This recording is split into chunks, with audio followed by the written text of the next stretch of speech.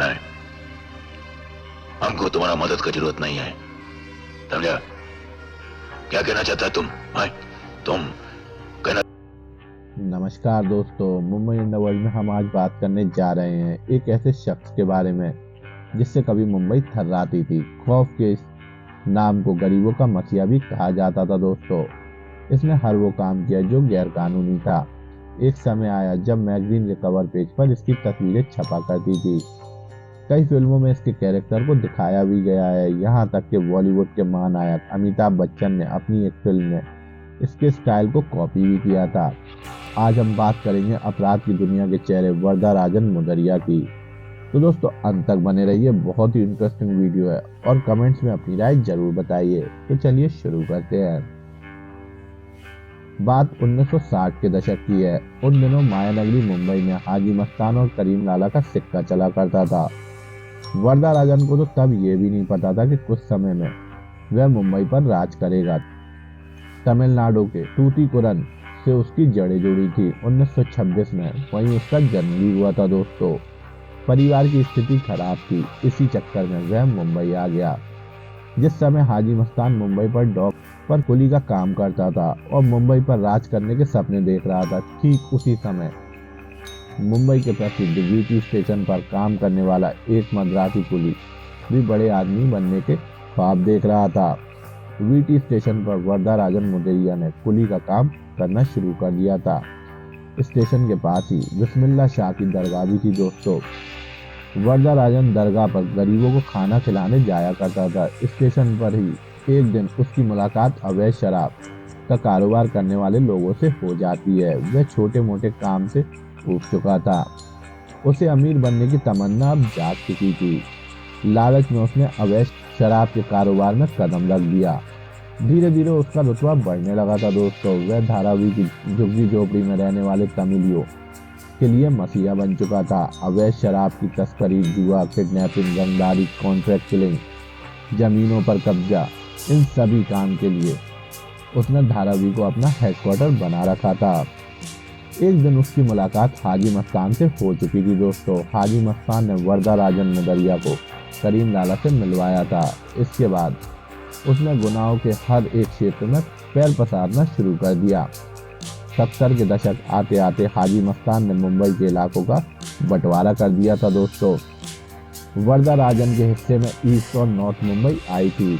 मटुंगा और धारावी में वरदराजन मुदरिया का सिक्का चला करता था। वहां उसे तमिलियों का बहुत साथ मिला। काली कमाई का कुछ हिस्सा वह इनकी जरूरतों पर खर्च किया करता था। वो वर्दा को भगवान माना करते थे।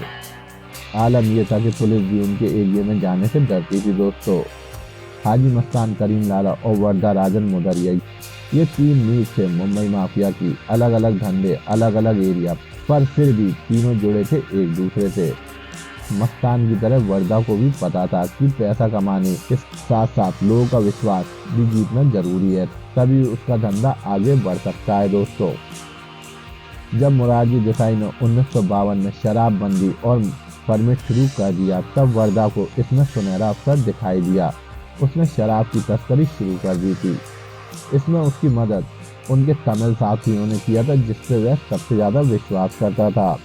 वर्दा का कारोबार धारावी और अंटोफिल के बीच फैल गया था। बॉम्बे आज मुंबई का यही वो क्षेत्र है जहाँ सबसे ज्यादा गरीब लोग रहा करते हैं और जिन्हें कोई दिक्कत नहीं थी पैसा कमाने के लिए अपराध करने में। वर्दा का जलवा ये था कि उसके कहने पर ही किसी को भी राशन कार्ड, बिजली या पानी मुंबई में किसी नागरिक से पहले मिल जाती थी। ट्रक पे ट्रक भरकर शराब की भट्टी से पूरी मुंबई में सप्लाई किए जाते थे। शुरू में पुलिस ने अनदेखा किया, बाद में पुलिस को भी लगा कि यह कारोबार अब जरूरत से ज्यादा बढ़ गया है। वर्दा का देसी कारोबार पुलिस की नाक के नीचे से फलता फूलता जा रहा था। 10 रुपए की शराब की बोतल के हिसाब से वर्दा हर महीने 1 करोड़ रुपए छाप रहा था, वो भी 60 के दशक में। वर्दा ने कभी वेश्यावृत्ति या जिस्म फरोशी के धंधे में हाथ नहीं डाला, पर वो इस धंधे को रोकना भी नहीं चाहता था। इस धंधे को समर्थन देकर वर्दा ने किन्नरों को शक्तिशाली बनाया, जिससे वो सदा के लिए वर्दा के कर्जदार हो गए। वर्दा और मस्तान एक नई दोस्ती की शुरुआत करते हैं। मस्तान को मुंबई पर राज करने के लिए वर्दा की जरूरत थी। और दोस्तों किस्मत भी शायद मस्तान पे मेहरबान थी। वर्दा को पुलिस पकड़ ले जाती है और फिर एक दिन वर्दा से जेल में मिलने आया एक शख्स झक सफेद कपड़ों में 555 ब्रांड की सिगरेट का धुआं उड़ाता मस्तान, जो अब तक मुंबई का बड़ा नाम बन चुका था, उसने तमिल में वर्दा को थलाइवा कहकर संबोधित किया। मस्तान और वर्दा दोनों तमिलियन थे और जिनका राज अब मुंबई पर होने वाला था। मस्तान ने वर्दा के सामने दोस्ती का हाथ बढ़ाते हुए कहा कि मैं तुम्हें इस मुश्किल से निकालूंगा और बदले में मुझे तुम्हारी ताकत और साथ चाहिए। वर्दा, जो अब बड़ा बनने की चाहत रखता था, उसे यह समझ में आ गया था कि ये एक बहुत ही सुनहरा मौका है जिससे वो बहुत ही धनवान बन सकता है। तो दोस्तों इस तरह शुरुआत होती है एक दोस्ती की जो ताउम्र बनी रही। दो शख्स जो अलग अलग तरह के डॉन थे, एक सफेद सूट बूट और सिगरेट के कश लगाते हुए तो दूसरा धोती कुर्ता और चप्पल में था। मस्तान की पार्टनरशिप से वर्दा का धंधा और बढ़ता चला गया और इससे उसकी कमाई भी ज्यादा होने लगी थी। वहीं मस्तान को ये फायदा हुआ कि उसका वर्दा जैसा नेटवर्क और कार्य कुशलता जैसा आदमी भी मिल चुका था। मतलब ये कि भागीदारी में दोनों के लिए ही फायदे का सौदा था। तो दोस्तों आपको बता दें, वर्दा की मृत्यु चेन्नई में 2 जनवरी को हार्ट अटैक से हो चुकी थी। तान और वर्दा की भागीदारी एक गाड़ी दोस्ती में बदल चुकी थी। वर्दा की आखिरी इच्छा ये थी उसका क्रियाक्रम मुंबई में कराया जाए, जिस शहर ने उसे सब कुछ दिया। मस्तान ने एक सच्चे दोस्त की तरह वर्दा की ये इच्छा पूरी की और वर्दा के मृत शरीर को एयर इंडिया की चार्टर्ड फ्लाइट से मद्रास से मुंबई लाया गया। जब वर्दा की मौत की खबर मुंबई पहुंची तो धारावी, सियान और कोली बाड़ा सहित कई जगहों पर जिंदगी जैसे थम सी गई थी। हर कोई निराश हो चुका था। बिस्मिल्लाह दरगाह के जरूरतमंद लोग, वर्दा के साथी और उसके नीचे काम करने वाले लोग, वर्दा के मरने के बाद उसका पूरा कारोबार बिखरता गया था, क्योंकि उस कारोबार को संभालने के लिए वर्दा जैसा आदमी नहीं था। वर्दा मुदरिया के अंत के साथ ही मुंबई माफिया के एक डॉन का अंत हो जाता है। दोस्तों वर्दा के कारोबार को खत्म करने में एक बड़ा हाथ तत्कालीन पुलिस अधिकारी वाईसी पवार का बहुत बड़ा हाथ था, जिन्होंने एक तरह से वर्दा के हर एक धंधे पर नकेल कस रखी थी।